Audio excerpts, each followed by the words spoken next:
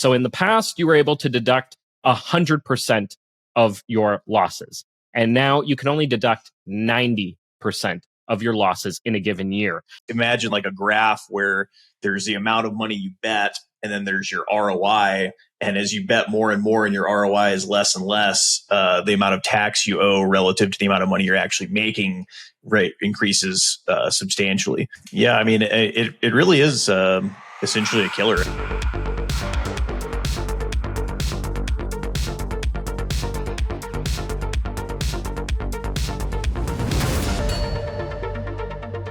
Welcome in. It's Behind the Lines, purifying sports betting. I'm Shane Paces here. Gosu in the house as well. On today's show, the big, beautiful bill and the impact on betting, new laws in New Jersey, gridiron grind, the Pinnacle giveaway. You got to stay tuned for that, and a very big announcement. Pace, should we start with the announcement or should we hold it? Should we hang on to it for the end of the show? Let it rip. I mean, it's really whatever you think's best, Shane. You're the host. All right. Well, you know what? We're going to do the Pinnacle giveaway at the end of the show. Everybody wants to be prepared and stay tuned for that. But Pace, why don't we give them the big announcement first, right here off the top of the show? All right, let's do it, Shane. Well, it's no secret, Pace, that we've been working pretty closely with SX. We talked a lot about them last week. They were hugely featured at the IPL event. Only a couple of weeks ago, we made some fun bets on IPL events there. It was a lot of fun. I think you and I both made some money, and we sort of showed off some of their website last week. And since then, you, Raj, and the team at IPL have been in talks with them, and it's official. So Pinnacle is no longer sponsoring Behind the Lines. SX Bet is the new sponsor of Behind the Lines, and I couldn't be more excited just because the whole Pinnacle thing is awesome. They don't limit winning players, and that's something that I definitely support. SX is such a step further into the right direction. The team knows us, we know them. Like, she literally messaged me, obviously Kay. She literally messaged me right now saying, I would love to be on the podcast to help with the announcement today, but I got to go onboard some more market makers for you guys to beat up. I'll let you know how it goes.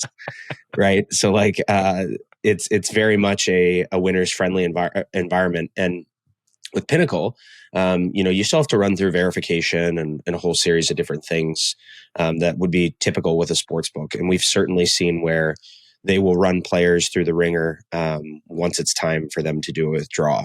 And I think that practice in the industry sucks. And it's not a knock on them. Again, they allow winning players. But what's really nice about SX is you don't need to verify your account if you don't want to. They have it set up so there's some benefits if you do. But it's this beautiful situation where you have a crypto wallet that is your money, that from a like money in, money out withdrawal standpoint, they never actually have your funds like a traditional sports book. So it's really nice, and it's totally risk-free from the standpoint of whether or not you need to do something to get paid, or whether the sports books are going to hold your money, or those types of things. So really excited about the future with SX. I'm just going to say a couple things here. The first thing is Kay's doing $1,000 giveaway for the announcement. So how you're going to enter that is if you join our Discord server. Many of our listeners already are in the Discord server. There's now an SX lounge. And all you have to do is to enter that contest is tag either Declan or Ryan's Discord handle. They both work with, Declan or Riley, their Discord handle. They both work with SX, and just show us that you've placed a wager over there.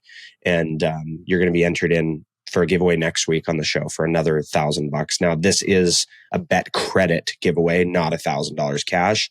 But if you know what you're doing when it comes to betting, those bet credits can be as good as cash or close to it. So, super pumped. Couldn't be more aligned with In Play Live and our brand. Shane, I think you could attest to that. And lots of ways to use them. We're about to talk about the beautiful Barry Better's bill, whatever you want to call it. I have a lot to say about SX after we've introduced that topic. Right. Okay. Well, I think you kind of hit all the right notes there, Pace. It's not that, Pinnacle didn't align with our values. They most certainly do, but SX does in perhaps a more wholesome, organic, cohesive way. Absolutely. And for a while there, they didn't have a ton of live markets, and of course, we are live bettors. But since the retreat pace, I've been on SX pretty regular, and I can attest to the fact that they've got a whole lot more live markets than they ever had before. Especially baseball. They've got a ton of live markets when it comes to baseball. They've got the WNBA pretty consistently, and markets open late in the WNBA. And when I say late, I mean like in the final minute, you can still be posting lines and taking lines, which is hugely advantageous. And many of our audience members will understand why.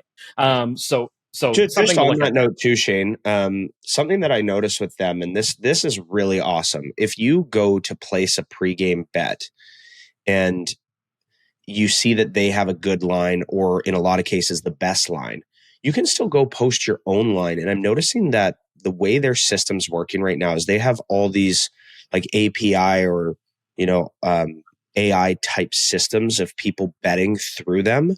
Mm-hmm. That as soon as you post your line that is the best line, you're also offering the best line on the other side.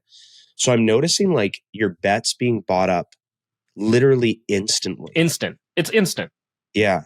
And Yeah. and I think that just from the standpoint, if you are someone who bets pregame and you're like, hey, this line's plus EV at let's just say plus 250, you could go up and put plus 360 up there, or plus two. I said plus, what did I say? Plus 250? You could go plus 260 or plus 270 and offer the best line on the other side. And there's a good chance that bet's going to be taken instantly. And you got a way better number that's posted anywhere in the betting world. Now, John, I know you've been using a ton of exchanges, but they also do have a lot of those types of things going on their platform as well. I don't know if it's as diverse as, say, like a Kalshi or a what's the Polymarket, but they definitely have a lot of political stuff. And I don't know if you can bet on the weather the next day, but they definitely have that infrastructure in place too, which is cool. Yeah. It's great. And you mentioned how quickly it gets snapped up when you're betting pregame. I'm noticing the same live. Like you could post a line and it's getting snapped up real fast. But Pace, maybe we'll save some of this for a show next week, and we'll really go through it, and we'll do a lot of screen shares, show people how they can make markets, and perhaps even we'll get a chance to see how fast they can get snapped up and that kind of thing. Because you can make parlays on there. These are all things that you couldn't do before. And I made a whole bunch of UFC parlays on my way back from Vancouver a couple of weeks ago. Each one of them got snapped up right away, which was really cool to see. But we'll have lots more to talk about with SX, but really excited for this to have them on board with us on the podcast. So what a big move there, and just looking forward to working more closely with them and seeing how they develop throughout the course of this relationship, which is just fantastic. But yes, let's get to the what did you call it? The Barry Betters bill? Yeah. Yeah. The big, beautiful bill. This Pace has been just making headlines, whether you're a recreational bettor, you're a professional bettor, you're somewhere in between. Chances are you've heard about how this bill is going to impact bettors specifically in the United States, because this is a piece of American legislation. And John, I'm really glad we got you on the show, because Pace and I have probably, I don't know, Pace, I don't want to speak for you, but because you've got a whole business around betting, but I've never paid any sports betting taxes because we don't get taxed on our winnings. And I absolutely love that fact, that I can't imagine what it must be like to have to hire an accountant and go through it all to do your taxes when you're a professional sports bettor in the US. It just sounds like a huge, huge headache, and the headache is getting much worse. So I'll go through some of what it is exactly before we kind of dive into it, just for our audience members out there who aren't familiar. But within the big, beautiful bill, there is a change to how sports bettors can deduct their losses. So in the past, you were able to deduct 100% of your losses. And now you can only deduct 90% of your losses in a given year. This law would go into effect in January. So January 1st, 2026. So you got about 6 months before the law comes into effect. So example here, a bettor who won $100,000 worth of wagers and lost $100,000, so broke even, netted no money, would only be allowed to deduct $90,000 from their tax bill, meaning they would have to pay taxes on $10,000 of taxable income that they actually never even made. which is just crazy to think. Now let's sort of extrapolate that into sort of a bigger bettor who's perhaps making more. If a bettor were to win 1.1 million and lose $1 million in a year, so net profit $100,000, they would actually their taxable profit would increase from $100,000 to $200,000. So you would actually have to pay taxes on $200,000 in income, even though you only made $100,000 in profit. It's pretty wild, and for a lot of especially pregame sports bettors whose margins are in the 3 to 5% range for the very, very best of them. This sounds like a killer. It sounds like a complete job killer if that is their full-time job. John, what's the reaction like where you are? You're in the US. How are people reacting to this? How are you reacting to this?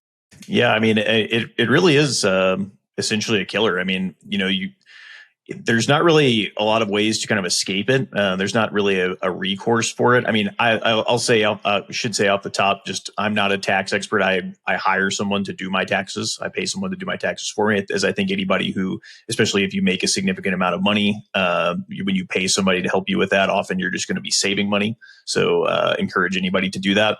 But have read enough and followed enough on Twitter, and have reached out to my personal guy as well about it, and so I do have a clear understanding of how this works, and it's exactly as you just described. And obviously, the pain. Imagine like a graph where there's the amount of money you bet, and then there's your ROI. And as you bet more and more, and your ROI is less and less, the amount of tax you owe relative to the amount of money you're actually making increases substantially. So it effectively would kill things like arbitrage betting, or stuff like that, where people are making 1% to 2% ROI. You'd end up essentially having an ROI, in the negative double digits after you're paying taxes. And I've seen a lot of stuff talking about this will push people to, unregulated markets, offshore. In the United States, even if you do use unregulated markets, offshore books, you are still responsible for paying tax on that. There are different ways you file that potentially, but people should, again, consult with a tax expert. Just simply going and playing offshore isn't going to have you escape from any of this. And simply just leaving the country, you're not going to escape that. Again, if you are an American citizen and you live abroad, you still have to pay tax as though you're an American, though you can deduct up to what you might have paid in another nation. And again, there's more laws that go into that. But so there's just really not a lot of ways to escape it, despite what people are saying. So it would effectively kill a lot of professional sports betting for people. And it's also important to recognize that professionals we're just simply such a small, minute percent of all people who gamble, and all people who gamble large. There are more casual gamblers who lose significantly that gamble more in terms of volume than most professionals. People like Drake, people like Phil Mickelson, and those are obviously some extreme public examples, but there's also Mattress Mac. There's billionaires and 100 millionaires out there that are gambling all the time, and they're probably even still, even if they're not winning, they're not losing at a rate that would get them out of the tax bucket you describe. So if you imagine somebody who wins 50%, they're flipping coins on NFL spreads, right? And they're betting the board every week because they just love to do it. If you make 20 wagers, you win 10, you lose 10. Let's say for simple math, you're a $100 bettor. You've lost $1,100 if you're laying the juice. You've won $1,000, so you can only deduct $990 of that $1,100 you lost. You technically still owe tax on $10. Well, tax on $10 is pretty insignificant. Most people wouldn't claim it. Most people don't claim gambling anyway on their taxes because they just simply, honestly, don't know that they should. But if you extrapolate that and you're saying instead of people betting $100, they're betting $100,000, well, then all of a sudden you owe tax not on $10, but on $10,000, which is not a number that would go unnoticed, right? So it impacts everybody, even people who lose at a normal rate. You'd have to have an ROI that's negative 11.1111% or higher to not owe any tax anyway, even if you're losing money. So that to me is the biggest thing, that even people who lose will then have to pay some kind of sin tax, I guess, And if I could steel man it in any way, I guess I would imagine that they would say, well, if you go to Vegas and you put 5,000 down on roulette on black and you win, you've made $5,000. Now, if you go choose to lose that at blackjack, that's not our problem. You should still have to pay tax on money you lost. You could have just lit the money on fire. If you lit the money on fire, you wouldn't be able to write it off as a deduction. So I guess that's a sad attempt at steel manning this case, is that you potentially could have had money that you then lost. But what if the opposite is true? You lost the money first and you won it back later. Why should you be punished for getting your money back? Maybe they'd argue that you should be punished for chasing and trying to get your money back. But that seems like the average outcome. You would just lose and you'd be punished that way. So I don't know. I think it's all just a bunch of crap. Though I will say, and it's sorry, I'm going on and on here, but I do believe as of this morning, this is Monday, we're recording, there has been an act already introduced, a bill already introduced to reverse this. Yep. I still don't know where this original piece of legislation came from. Maybe people have figured it out, but as far as I know, and this is probably the most time I've spent on social media in 15 years. Trying to get information about this. Nobody can figure it out. So I don't know if an AI wrote it or what, but it was pretty crazy when I first heard about it. Yeah, all it takes was one senator when the bill was in the Senate to make, suggest this amendment in like a committee, and there it is. It gets put in, and when you talk about how big this bill is, it's easy to overlook maybe something like that, or for lawmakers to not care about something like that when there's so much more at stake. Pace, proud to be Canadian in this moment? No, not necessarily. I think we've had great fortune so far with I guess our betting laws here, similar to the UK. With regards to this bill in particular, I do think that there definitely is the option of this being rectified prior to it actually going into place. There's a couple different schools of thought, and one of them that's really gained steam is, I guess, this notion that this is good for the betting industry because it eliminates winning players, and the losing player they're not really going to come after from a tax standpoint. And we've covered, everything from these new taxes to all the different things the books have done or tried to do, and it's like in one sort of sweep, that you've essentially eliminated all these winning bettors. And of course, we didn't mention this, but this also applies to casino gambling. We kind of mentioned that, but poker players, I mean, how are you supposed to play poker now, which is a game where the house just profits through a rake? Like it's player v player, right? And now your career is gone, completely eliminated. So from getting rid of the winning sports bettors mindset and helping the books, I could kind of be like, okay, so that's a thing now, and sort of, I guess, get on board with it. But I would say, well, what about the whole world of poker? So sometimes when the more I think about this, the more I think it's like a mistake or something, like, because say what you want about Trump. He definitely has been pro tax cuts, and there's a chance that when I read this, I think it was supposed to be 90% of winnings and 100% of losses. And I almost can't make sense of the whole thing. Now, I do have to say, I'm certainly not an accountant. I don't even live in the United States, so this isn't tax advice. And John's talking about, fleeing the country doesn't help you, or playing on offshore doesn't help you. Well, that's actually not entirely true. It's just the willingness you have as a winning player to try to dodge things. And now this has nothing to do with this bill, but historically speaking, over the course of time, whenever taxes are put in that go beyond a certain group of people's threshold, what tends to happen is, rather than paying the tax, they pay professionals to avoid the tax. And they find different loopholes and different ways to get themselves into lower brackets or move their money through other countries or whatever the case may be. And when it comes to offshore betting, there are definitely a handful of books that will offer you cash as a method of cash out. And I do mean cash. And I'm not talking about a pay per head site either. I'm talking about sites where your withdrawal option is someone showing up at your door. You pay $50 in fees to get it delivered as cash, and there it shows up. So like separately of tax laws today, that becomes a lot trickier to tax if you're the IRS. If the funds were never truly in the United States and then they showed up in the form of cash. Of course, you can get audited and that stuff can be discovered, but that exists today. And then when you look at a site like SX, they would be considered an offshore option, even though they technically are not offered in the United States. If you are in another country while you're using them, it does in fact work.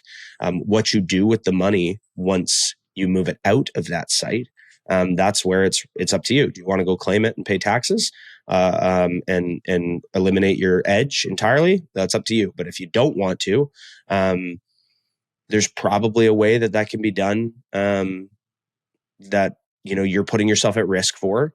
That could keep the show going, I guess is what I'm getting at there. I think that from the standpoint of anyone listening to this that's kind of freaking out, where they're like, oh, what am I going to do? My life's over. I know I've seen some stuff on Twitter that's pretty funny, like the last professional gamblers, it says the last dance for 2025 football season. I would approach these next, let's call it 6 months. I would approach them just super level-headed and know that it hasn't been put in place yet. And once it's in place, you cross the bridge when that happens. Yeah, I think that is the approach that people need to take. I'm glad, John, that you brought up the act that's being introduced to make the amendment to this, because it may be changed. This might all be over by the end of the week. Who knows? And maintaining that level head, I think, is going to be critical, whether it's over by the end of the week or it's dragging out over the next 6 months, and the bill and the law does come into effect in January. None of us are tax professionals. None of us are accountants, and none of us are lawyers. And so I just we're not giving any kind of advice here on the show, as everybody has stated. But I did reach out to somebody who is an accountant, a chartered professional accountant, who specializes in gambling taxes, who somebody in our community has actually worked with in the past. And so that person who put me on them knows who they are. Thank you very much. I'm not sure if they want to be mentioned, so I'm not going to mention who they are, but a very prominent member in the group, in our community, that everybody kind of knows. So I reached out to this guy. His name is Zach Zimbiel, something like that. I reached out to him and invited him to join us here on the podcast to kind of walk us through all of this, to sort of give our audience members a little bit more insight. And what he responded back to me is extremely telling about how sports bettors should be approaching this, because here is a chartered professional accountant, and here is how he is approaching this. Here's what he said to me, okay? He says, I'd be happy to join at some point to discuss the bill. However, I would like to have a few weeks to continue research to better provide guidance. I have discussions planned with other tax professionals and attorneys in the space. I want to ensure all available options are evaluated before advising anyone on the best next steps. There are several nuances without direct IRS guidance and require interpretation. This will allow me to evaluate all interpretations and determine which have merit. Once I have those discussions, I'd be happy to revisit the interview. So here's a guy, an absolute expert in the space, who is sitting here saying, I don't fully understand this right now at the moment. I need time to go through it all and get, enhance his comprehension of what this means. So for sports bettors out there online, wherever you are, take a breath, relax. Even the professionals aren't sure what to make of this, and they're going to sort their way through it. So I think that level-headed approach is absolutely what's needed in this moment. And it was really interesting to sort of have him kind of come at it with this, like, let's just take some time and let me sort of, figure things out before even he is willing to provide any kind of guidance on the topic. Right. But it also sounds like he's saying it with a tone of a potential for there to be outs for the player. And this is, again, proving my point of people end up spending the money elsewhere to be able to continue to do what they're doing, which ends up being counterproductive in the first place. And then this is where, if that is the case, where does Vegas, the casinos, and the sportsbooks stand on the people that don't hire an accountant to deal with this stuff, that in John's example did hit at 50% and ended up betting a reasonable amount of money throughout the course of the year and actually have a legitimate tax liability for recreational play? And they go, well, I'm just not sports betting again. Or, I am going to go offshore, whatever, because I view that as something that can't be tracked. But why would I go play blackjack or roulette in Vegas? Why would I do that ever again?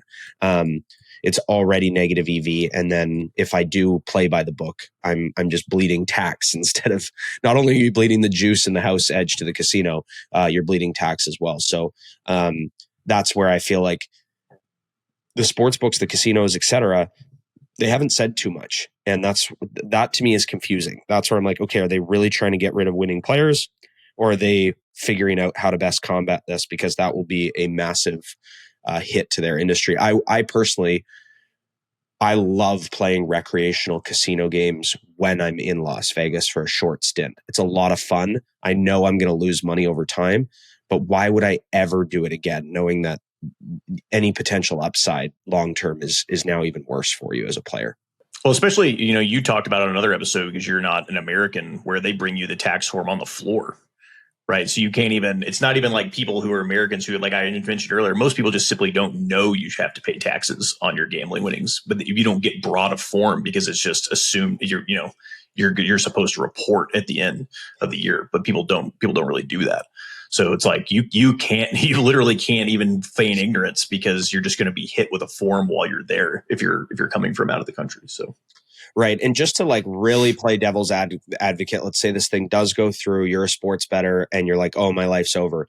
Well, you also have to factor in the deductions that you can write off because of this activity that you engage in. So is it good? No. But, can you write off basically everything imaginable to balance some of it out? In theory, that option could exist as well. And again, you just need to hire a guy that, like Shane, like you mentioned, a guy that knows what he's doing so that he can walk you through how to best navigate this whole thing. Yeah. And like he said, they're still sorting this out. So let's just, take a breath, relax, and let's hope that the right outcome is reached eventually.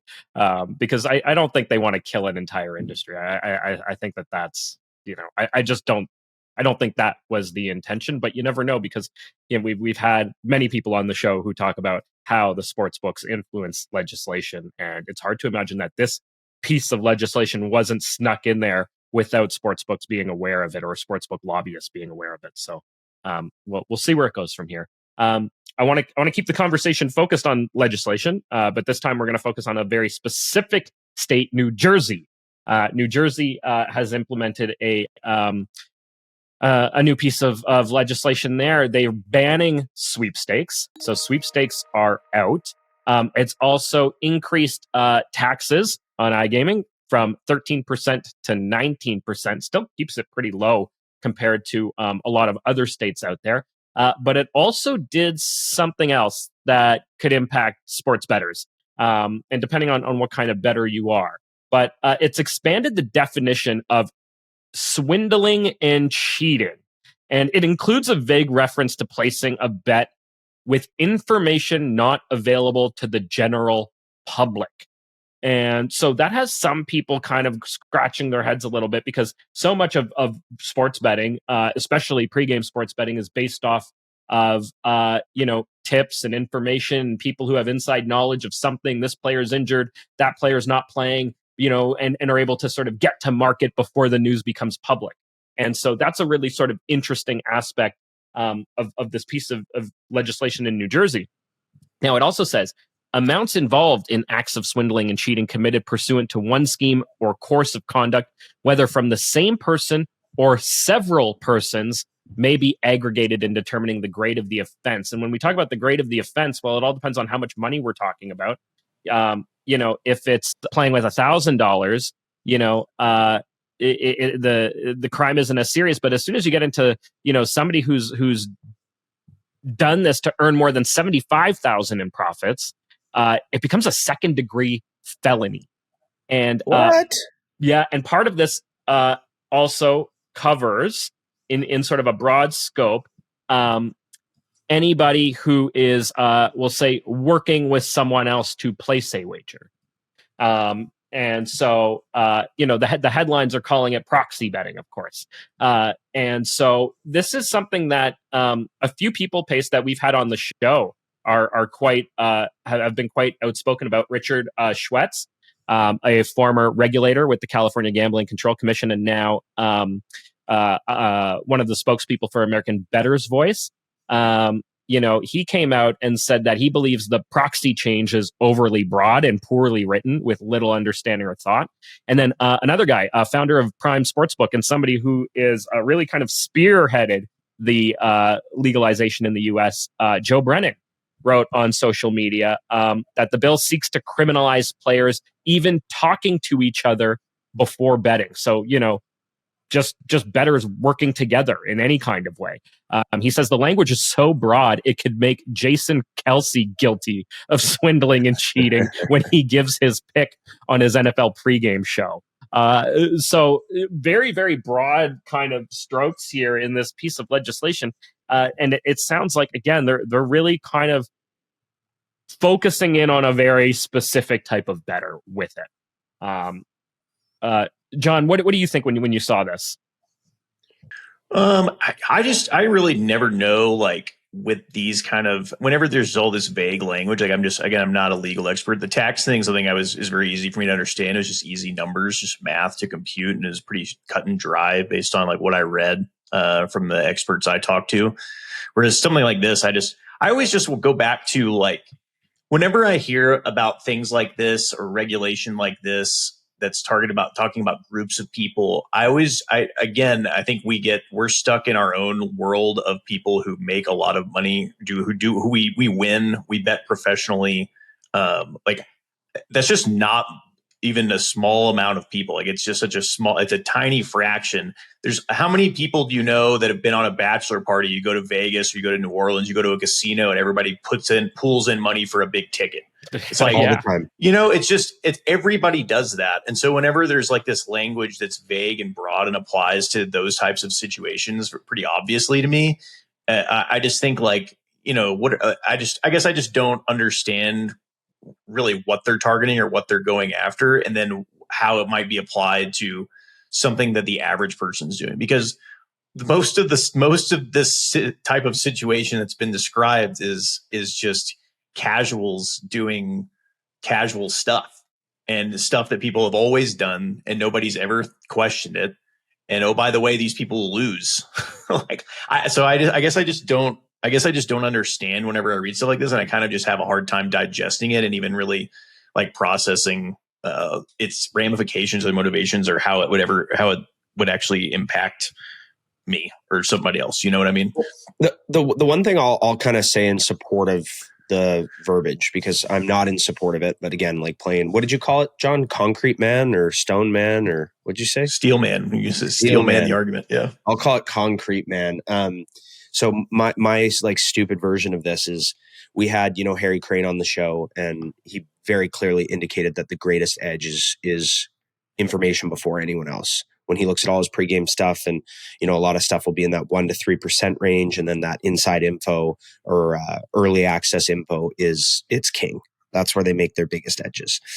Then I think about Bill Krakenberg and the documentary that he did. I think it would have been in like 2018. So it's actually quite dated now. But he very specifically says that if I did this in the stock market, I'd be in jail for insider trading. But it's legal to do here in the world of sports betting in the United States. Well, you can now replay that clip, see this legislation, and go, well, no, like, you can't keep doing that kind of stuff. So again, like, take away from the whole casual, like, everyone pulling in on a ticket mentality, and go, like, no, these guys are actually acting with insider information.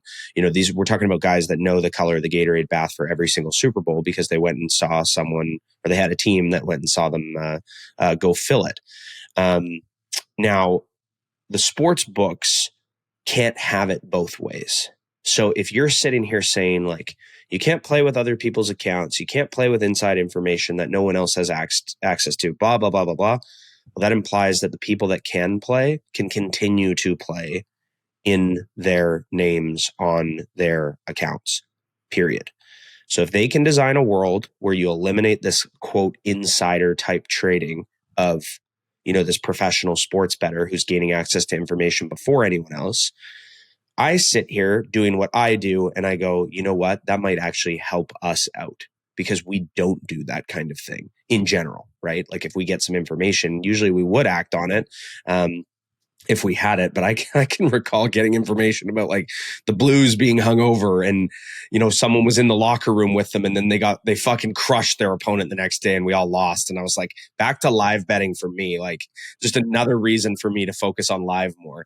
But yeah, like that making those types of things like a felony, that means to me that you have to be able to continue to play and offer the ability to all players to wager in their name. It can't go both ways. It has to go hand in hand. Period. I think exactly. And to make it a criminal offense, like, jail time, felony, these are, a lot of this stuff is already covered in the terms and conditions, with these sports books. Why, I guess what I'm wondering is, if the sports book wants to say you violated their terms and conditions and they want to boot you off, okay, fine. But you want to throw someone in jail for it? You know what I mean? Like in the state, like, does it need to go that far? No. That to me is a bit crazy, but it's insane. Yeah. And this gets into the whole discussion of right now. Okay. So they can suspect that someone else is using their account. They oftentimes can't definitively prove it, which is why in most cases people get paid out in these circumstances. Right. So let's say it does become like this felony. How do you prove it if you can't prove it right now? Right? Because if you could prove it right now and it's against your terms and conditions, wouldn't you then in theory just not pay people out? And then to the same extent, how can you prove that this was inside information that no one else in the public, what was the line, Shane? Like no one else has access to it. Yeah, basically. Yeah. So how do you prove that no one else had access to it? Yeah. Because exactly. you right. heard it from someone. Information not available to the general public. So yeah. What counts as general public? But the thing is like I could place a bet at the same time I released a tweet. And in theory, it's now out in the general public. You know what I mean? So again, we're getting into a situation where they're punishing someone for something I don't know how they can prove.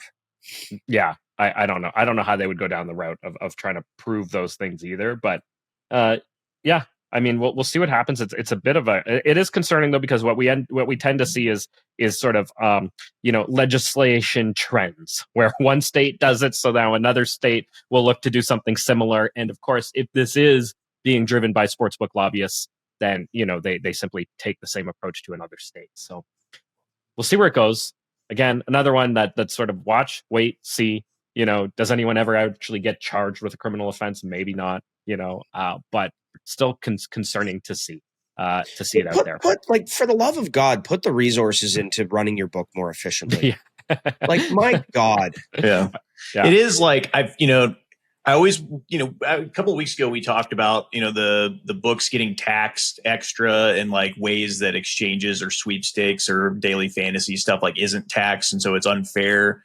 And like, we agreed. I'm like, yeah, you could take their side, but then, it's like, it's hard to feel sorry for them when it's their job to be smart about the lines and the odds that they offer and to make sure that they're making money off of it because they're tight and they're sharp lines. Right. And then they don't want to put the effort into that. They'd rather lobby to, I guess, put people in jail. And then it's difficult to actually then defend them when they're getting taxed in these ways that other things like exchanges aren't getting taxed. Well, the exchange isn't trying to put people in jail for trying to win money on the exchange, So it's like, okay, it's just ironic and funny, and like it's just weird to have the mixed emotions of dealing with these people. Okay, but I'll go back to the whole SX thing here, Shane, because we have jokes between you and me about both of us doing this exact thing. We posted a line. We didn't know that we left it up. It got taken by someone sharp in the moment going, that shouldn't be there. We basically gave them money. And I think there was an instance where I did this to you. I think it was last season, not this past hockey season. Now, season every before. time we've brought this story up, you've had the same reaction. Number one, you've learned from it. You've made that clear. But number two, you've laughed about it. Oh, yeah. Imagine right now taking recourse to the level where we, the people who posted the bad line, become the victim. And, oh, woe is me.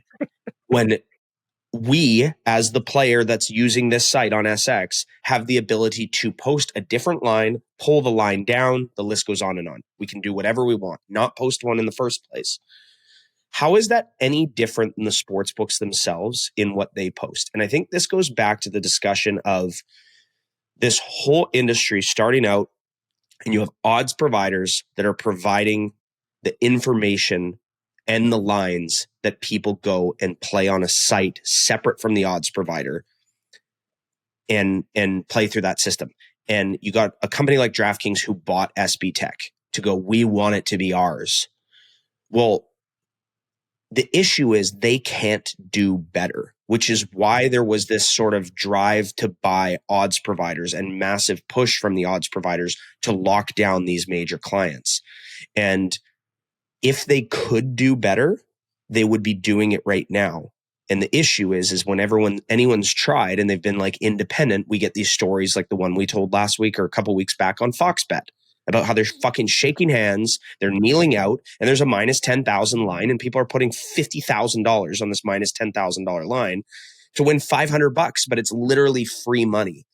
So when people have taken matters into their own hands, they've found that there's so many issues with the odds that they offer that they're better off to go back to these odds providers, or like DraftKings did, just buy one up themselves and try to continue to improve it. But from the standpoint simply of, I am a player that has the ability to offer someone a line, take it down when I want, change it when I want, whatever. But if someone else takes it, that action is live without recourse. Why the fuck is it any different for a sports book? It's a great point. I think what we're getting at here between what I'm hearing from you, what I'm hearing from John, and what I'm kind of taking away from this is that it's hard to be sharp. It's hard. It's not easy. On both sides. It's exactly. It's hard to be a sharp sports bettor. It's hard to be a sharp sports book. It's hard to be sharp in sports gambling on either side. And they would just rather go the legislative route because in many ways that might be easier. It's a waste of resources, in my opinion. Yeah. Because you can't have things both ways. John, so you've been playing at Kalshi like crazy. Why?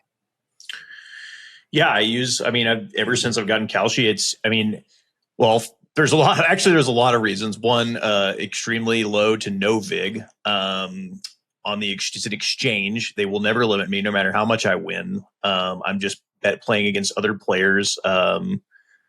It's like I was going to say, I would just encourage people, as much as you have these available to you, which there's not many in the United States, though there's ways around that. But I would use these because and the best, honestly, and I'm just pivoting to plugging this thing. The best thing I've found for it is I know what price. So like maybe we'll transition into the CFL in a minute. But if I know I have a price on a team to win a game or a player in like tennis to win a match or something, I can just post that price up there and maybe somebody will buy it. Like you said earlier, maybe somebody pays 90 cents on the dollar for it, and I'm getting a lot of value. And so that's why I use it. And so I can get even better lines than some of the bad lines that we're making fun of the books for posting and then wanting to take you to jail for beating them. So strongly encourage it. Now you can't bet spreads and stuff. Maybe one day. Totally. And on that note, they'll call Polymarket, whatever they call them like predictive markets, right? Like that's the term they'll use because they think they're always accurate, and they're just not. No. Like you hear about, I got an email the day after the Canadian election, and it's like Polymarket strikes again, successfully predicting the winner of the Canadian election. And it's like, you had a liberal majority priced as a massive favorite So you focus on what you got right, not the ones that you got wrong. The same thing happened in the US election. Republican majority as a massive underdog. And it's like, you were wrong about that as well. It's not predictive. It's where people can bet on this stuff, period. Yeah, people move and the like, line. Yeah. calling it predictive is like the same people that used to say the stock market is efficient, where it was the true representation of the price of a business at any given time without room for error. Meanwhile, we know this. Humans are emotional, and that just simply is not the case. And not to mention, people can't let go of their belief bias. So if I think Scotty Scheffler is going to win the Open Championship and he's barely even in place to make the cut, I might continue to chase his number down a rabbit hole as it gets worse and worse and worse, where you say things like, quote, he's not winning, right? Or he's not losing. So yeah, I mean, this whole discussion, I think, brings us back to that form of betting becoming more and more popular. And Shane, we had someone pretty prominent on the show tell us that it didn't stand a chance. I couldn't disagree more now. And the reason why I say that more than ever is look at the liquidity. Look at the amount of money going into this stuff, right? Oh. So if you take a sports book like Pinnacle or Bookmaker, where you head over and you go to bet on their lines and you go, okay, I can bet $900 on a pregame CFL game, just because that's what we're betting on quite a bit this time of year. And then I go over to SX and I can get 10,000 US on it. That says a lot. And SX is nowhere near as big as like a Kalshi or a Polymarket. The liquidity's fucking insane. Yeah, it's grown exponentially. It's crazy to see how much that liquidity has grown across all exchanges, because they are getting more popular, and a lot of sharp bettors are going to them with more money, to get that liquidity in there, because they're getting pushed out from all those soft books, and there's no reason for them to be there. John, I love what you said though about being able to go post the line, and have what the sharp line is, what the right price is. You go post it, and there are so many more rec bettors out there than there are sharps. Yep. And they're going to come along and just take the line. And I'm that's kind of what I was getting at when I was talking about WNBA on SX at the beginning of the show. There is that there's people who don't understand, or they're just rec bettors who just want the action. And it's great for people like us to be able to go and post our own lines and know what know where the sharp side is.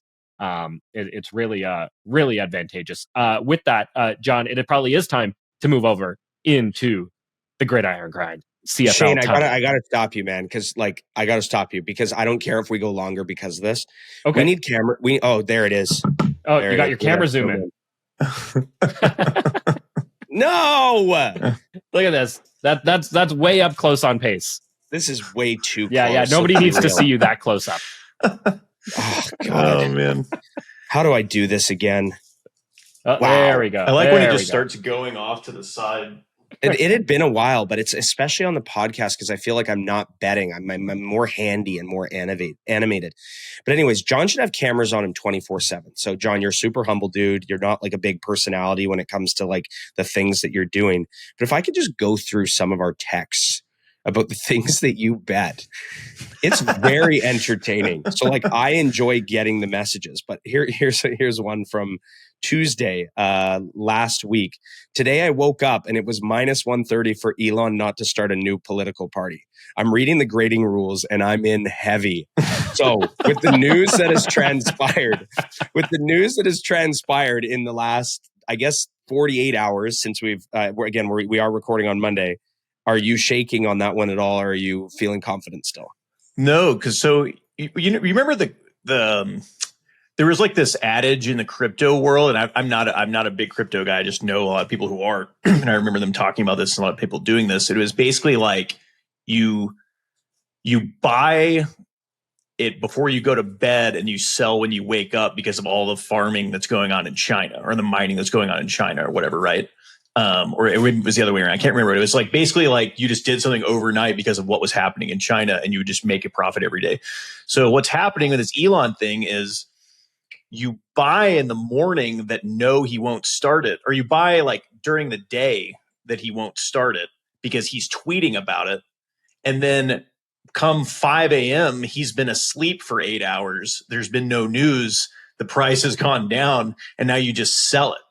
And you can just keep doing it every day. And like, you can just go pull up the graph on Kalshi right now. It's literally like this. It's hilarious. It's like every day it spikes up because he starts tweeting about it again and it goes back down. So the odds are actually have definitely gone the other way, but I just keep buying. And that's another great thing about the exchange is when you cash out, you're offered a fair market price on your cash out because you're selling on the cash your contracts. Correct. Yeah.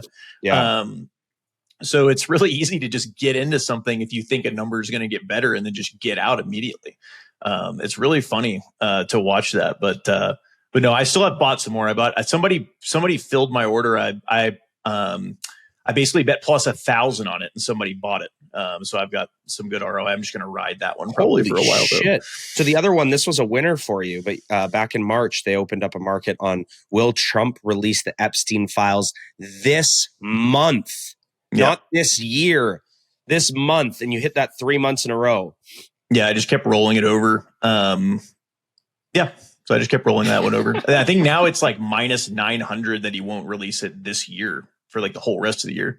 And it was that the number was only so good because I think the AG had released like maybe she tweeted or she said in like an interview or something on Fox News, probably, that was like, I've got him on my desk. Like, fantastic. I have my birth certificate on my desk right now. I don't think I'll be releasing that to the public anytime soon. So I don't know, it's you can kind of just, it's an incredible platform. Right. So you then proceeded to show me a whole bunch of different rules about creating a political party, basically being very confident that it'll be difficult to get done this year, even if he does push forward. I say to you, you're nuts. You respond, I'm in on over 69.5 hot dogs at minus 140 on Friday. Oh my God. What a line. Should be high 70s with the low humidity. I'm also laddering every 5 dogs as well. We're ripe for new records with these low temps. Yeah. So my ladder didn't pay off, but I hit the over. Actually, funny story. I think I texted you this as well. I had over 69.5 dogs at plus money on Sportsbooks. And then I had no to over 70 dogs on the exchange at also plus money. And he ended with 70.5 dogs. So if he had not eaten the one half dog, right on the hook. Yeah, you got hooked by half a hot dog. The rare half line push. You normally don't push on a 70.5, but that's somehow, like a UFC round where it's over 2.5 rounds, and you have to cross the 230 mark, right? Yep. So I like, for me, this is just pure entertainment. So I'm like, oh my God, dude, why bet sports? But anyways, I mean, it goes on from there, but I think we could literally switch our grinding with Gosu segment to the text I got of the weird bets he's on. And I also know John well enough to know he's texting me only a handful of the ones he actually made. Right. So this is happening.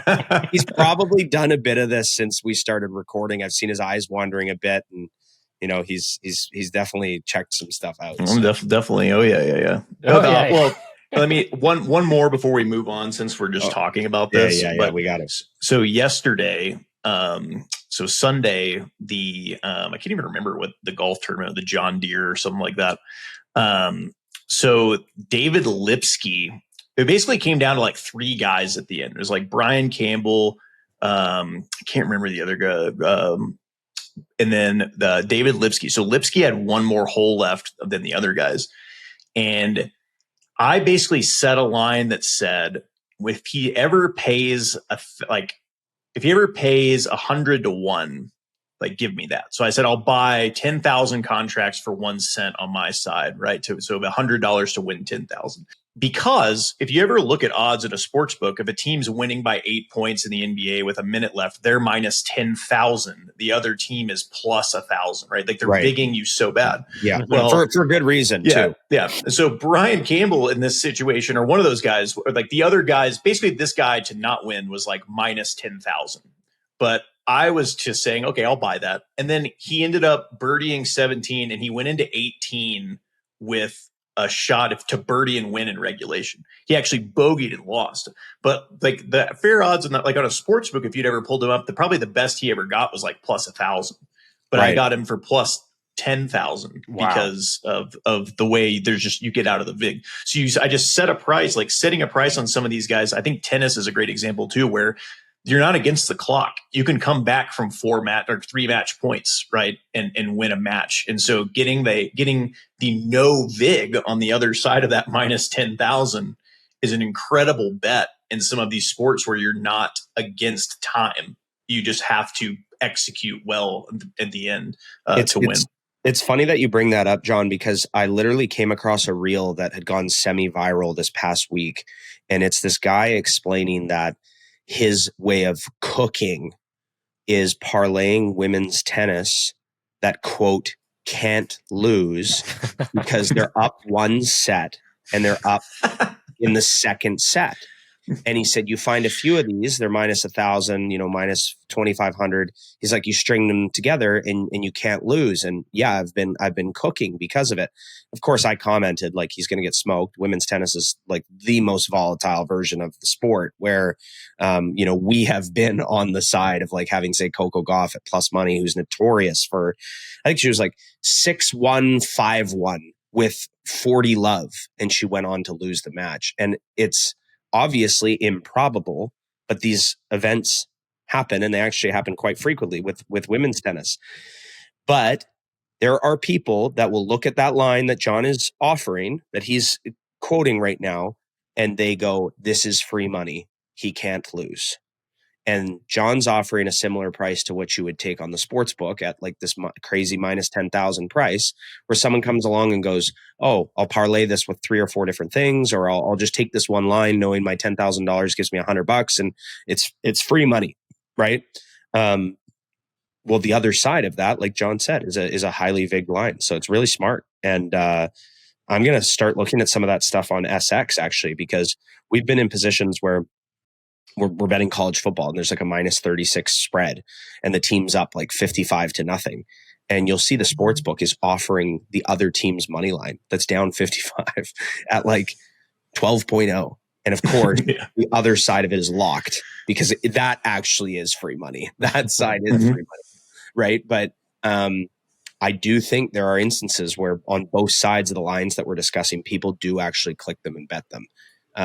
In one case where they think they're buying a lottery ticket, and in another case where they genuinely think it's free money. So there's probably some money to be made just with your knowledge of the games, and then posting lines like that have in areas that have high liquidity that people come and buy up.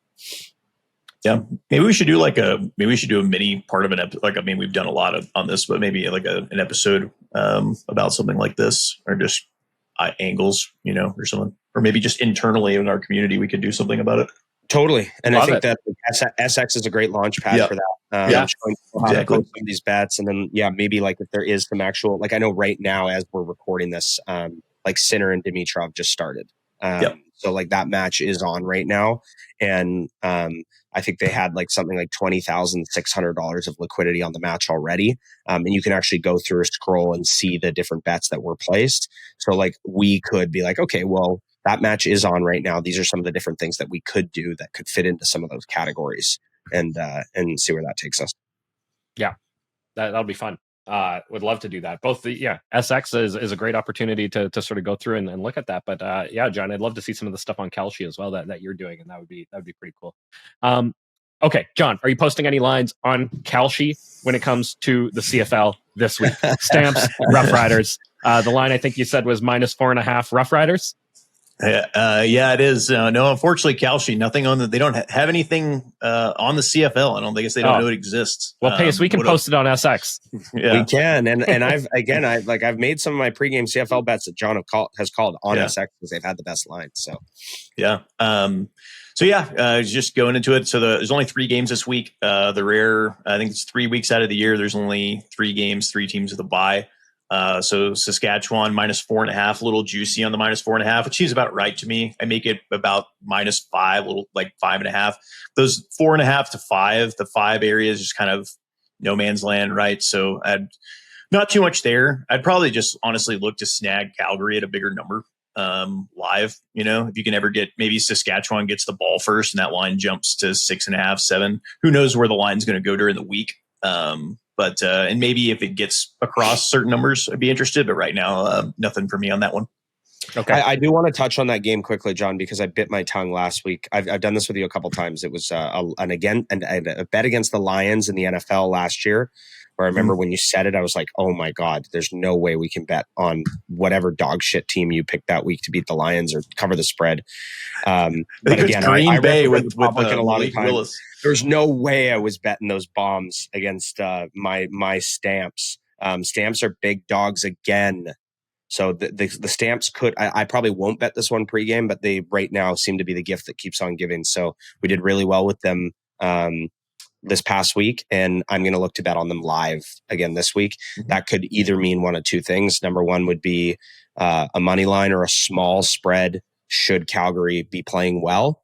Number two would be a big covering plus, knowing that they're an underdog and hoping that they keep the game close. The other thing I'll say about that game is that one should be a light show. Love it. Yeah, I will say that there's only been 4 games this year that have been decided by less than a touchdown, which for the CFL is actually pretty rare because of how easy it is to get garbage at the end of the game, right? But I guess just most games have had separation that's greater than that. So even with the garbage, a lot of games just have simply not been close. So typically I'm kind of looking more when I'm taking these dogs, and I've actually taken mostly favorites this year pregame in CFL, which again is very rare for me. I just think the lines are mispriced, but whenever looking at a dog, you definitely want some money line because if they're covering, they are winning outright. Right. So from the sounds of it, it sounds like you're both more interested in the Stamp side live, getting a bigger plus, or if they're performing really well early, maybe getting in on the money line at normal. Yeah, I actually think I might take that over early. It's Friday night. Riders are coming off a bye. That's probably the only environment that exists in the CFL. So I definitely think the Riders should be favored. I will say I see rain forecast for Friday. Okay. In Regina. So just keep that in mind with how bad they were in the weather. What's the total line set at? Are we at like 51? 50, yeah. 50. Yeah. We'll do it live. There we go. Okay, Ottawa Red Blacks heading to Hamilton to play the Tiger Cats on Saturday. Yeah, this Ottawa team is dreadful. Watched that game on Sunday against Edmonton, and Ottawa. Hey, they won us some money last night. Okay, let's not talk too ill of them. They did with by scoring at the end of the game. Yes, but they were absolutely they looked so bad for most of the game. So this one's minus 4.5 for Hamilton. I make this a touchdown, so I definitely like the Hamilton side, the minus 4.5. We should mention we're getting all starting quarterbacks this week. So Bo Levi, Drew Brown. So yeah, I this is another one I could see. Like I would like the over. Hamilton's been good in those games for that for sure. I think they had like 90 points in their game last week. But Drew Brown, he looked awful last week. So maybe with another week starting, he'll be better. But I like the Hamilton side. I'm on the minus 4.5 right now for sure. Okay, so you're in Hamilton pregame minus 4.5. Yeah, I would bet it up to minus 5.5. I'd even take like a minus 6 flat. So yeah, got it. Pace, any thoughts on that game? No, I'm pumped for it. That could be a real runaway game. I don't know. Those Red Blacks are they're terrible. Yeah. And you know what's crazy about the CFL is just every single game you listen to these announcers talk about, like Drew Brown, when he was with Ottawa in week 1, he threw for 430 yards. Well, he got the drawers burnt off of him, and he scored like 3 late touchdowns when he was down like 28 points to make it look like it was a game. They're the most meaningless stats ever. He did the same thing in this previous game, and people think he's good. He's fucking awful. Like, he's awful. Yeah, they fell behind big. I'm with John all the way on that one. All right. Yeah. BC Lions heading to Edmonton to play the Elks on Sunday. Yeah, I actually make this closer to a pick. I was kind of surprised when I saw this line that I've got here, but I mean, it is just kind of where I've got it. I think it's part of it is because of how dreadful BC looked last week, even with Rourke back against the backup for Montreal. Mm-hmm. That was just a bad football game. If anybody watched that one, it was just really bad. You got the whole Nathan Rourke experience. You got the pick in the end zone. You got some high level completions, some like really great throws, some plays with his legs, just everything, but somehow only barely amassed 20 points. It's just kind of that was a weird game. But I make this closer to a pick, like I said, so that 3.5 with Edmonton is really appealing to me. If the line moves towards Hamilton and this line kind of stays the same, I could see myself doing one of those 7-point CFL teasers where I get like Hamilton money line and I get Edmonton plus 10.5 as well. So I do like the Edmonton side. The only thing is like maybe an emotional victory, a little letdown after like winning their first game. Seems like the first game in a long time every time they win. But yeah, I think I have to take the plus 3.5 and a little bit on the money line. So okay. So we're sometimes when we're recording this, guys, we're looking at TSN. Their lines that they show are on FanDuel, and they show the quarterbacks with their yards for the season. Nathan Rourke has he missed 3 games or 2 games? He's missed 3 games, I think, and his yards are the same as Trey Ford's. Either way, Trey Ford's played and Rourke has missed 2 or 3 games. So I thought that was just kind of funny that we're looking at that right now. And anyways, yeah. All right. So the only pregame wager to lock in right now would be the Hamilton Tiger Cats -4. I'm taking Edmonton plus 3.5. You are taking the plus personally. Okay. Yeah. I think that line will move down a little bit. I think it'll go under a field goal for sure. Personally, and so I'm going to take a little bit of the money line as well. All right. Well, there we are then. So we got 2 pregame plays in the CFL this week. Tiger Cats Awesome. -4.5, Elks +3. Love it. All right, Pace. I think it's time to give away 1,000 USD. Someone's Pinnacle account is going to get 1,000 USD because we are now at the end of the quarter. Pace, how are we doing this? Do you have all the entries lined up there? I got them right here. We had much more entries for this one than the last one, especially after I think people saw the way it went down and everything. So I'm just doing a rand between hitting enter on an Excel sheet and then announcing that Discord name. Okay. So it is person number 43, which is Barassa25, which is Jordan Barassa. So he is the winner of this quarter's Pinnacle contest. Congrats, Jordan. In order to claim it, what do we give him, Shane? We give him 1 week. 1 week? 1 week to claim it? I like that. Back here next week. Hopefully we can say that he's claimed it by then. Yeah. I think that's a great idea. Jordan, congratulations. I hope you claim your prize. Get out there. Make sure you get your 1,000 USD deposited directly into your Pinnacle account. Do not wait. Jordan Barassa, you've got this. Okay, I do just want to end this on a bit of an SX note again. So the next 2 quarters, we're switching our giveaway to SX. It would be in the form of bet credits credited to your account. If you have joined SX and you have entered the In Play Live promo code, that's awesome. But if you haven't, it's probably the best sign-up bonus you could ever have. Their sign-up bonus to begin with is incredible. But the In Play Live exclusive is awesome. And what's really nice about it is you head over to the rewards or promo section, you type in Play Live, you hit enter. It doesn't lock your money in. Your money is in a wallet, and essentially as you bet through, your bet credits get released as you've done the playthrough. Whereas a typical bonus with a sports book, your money would be locked in before you completed the rollover. This is the total opposite. So head over to sx.bet, enter in that promo code In Play Live, and separately of that, to enter the contest for next week, we're giving away 1,000 bet credits. All you have to do is hop in our free Discord, tag Declan and or Rylan, I can't remember. Riley. And send a screenshot of a wager that you've placed over at SX. And you can access SX from anywhere in the world. I'm not going to touch on the legality of betting outside of your jurisdiction, but you can bet anywhere in the world on SX, provided that you appear to be in the right country. Yeah. It's funny you say that because I know SX is headquartered in Toronto.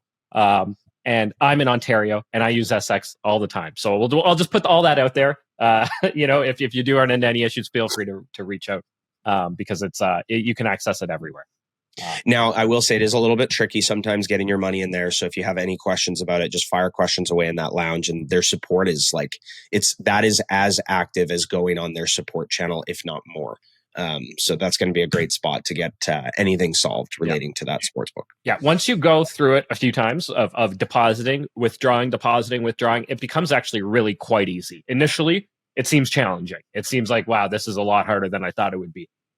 You do it a couple times and then it's like, it's easy. So it's no big deal. And you're never going to fight with them to get your money. And that's the best part about it. There's never going to be an issue with that because the money is never theirs, which is a really sort of cool concept all in of itself. All right. So 1,000 USD going to Barassa is the handle, Jordan. Make sure you claim it. And then Pace going forward. So for the next quarter, we'll give away another 1,000 USD, but it'll be in the form of bet credits on SX. And same idea. All they got to do is place a wager on SX, $10 or more. Send it in to Raj on our Discord, and you'll be. Or no, they're sending it to Declan or Riley. Is that what they're doing? Right. Yeah, you just tag them on Discord with the screenshot, and that will get you in our SX lounge. Yeah. Awesome. Wow, this is a really exciting pace. I look forward to next week when we can kind of dive into SX a little bit more and show everybody out there how it works, how they can be the book, and sort of go through the live markets that they're offering and that kind of thing. That'll be fun. Yes, sir. All right. John, Pace, sports bettors tuning in from around the world. Till next week. Keep beating those books. Thanks for tuning in to another episode of Behind the Lines. Remember to like, download, and subscribe. We are on YouTube, Apple, Spotify, and everywhere you get your podcasts. Have a betting story or want to be featured on our podcast? Drop a note in the comments below. And if you want to join in Play Live, use promo code Behind the Lines.